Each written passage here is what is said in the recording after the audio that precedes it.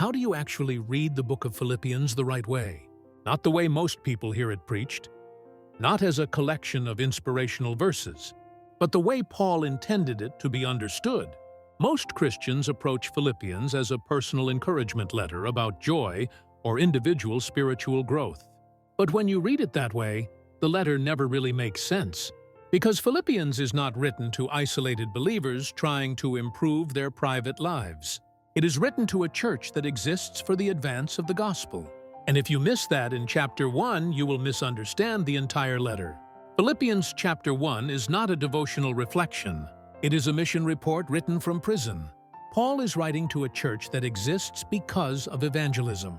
From the opening verse, Paul addresses the entire church along with its leaders. This is corporate language, not individual spirituality. The assumption from the beginning is simple. This church exists to advance the gospel. Paul thanks God for their partnership in the gospel. That phrase, partnership in the gospel, is the key. Partnership does not mean encouragement or emotional support. It means shared participation in gospel work. They are not spectators, but co-laborers and co-investors. They are participants in the spread of the message. Unity here is not about feelings. Unity is about direction. They are moving together toward the same mission.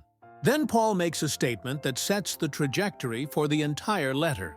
He who began a good work in you will bring it to completion at the day of Jesus Christ.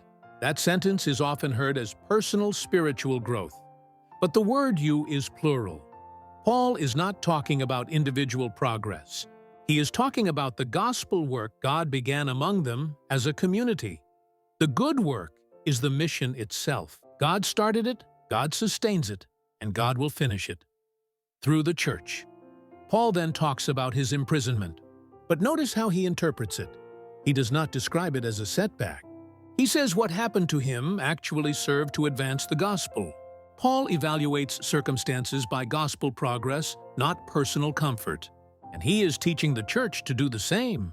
Suffering does not stop the mission, it clarifies it. Paul even acknowledges that some preach Christ from mixed motives, and yet he rejoices because Christ is proclaimed. The message matters more than reputation. The mission matters more than personal recognition.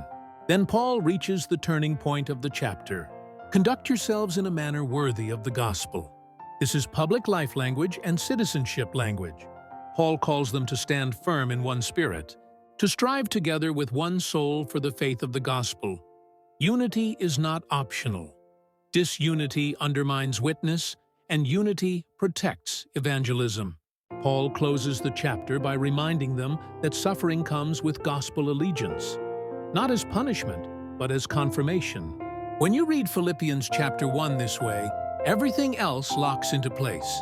Chapter 2 becomes about preserving unity for the sake of the gospel. Chapter 3 becomes about pursuing others because Christ pursued us.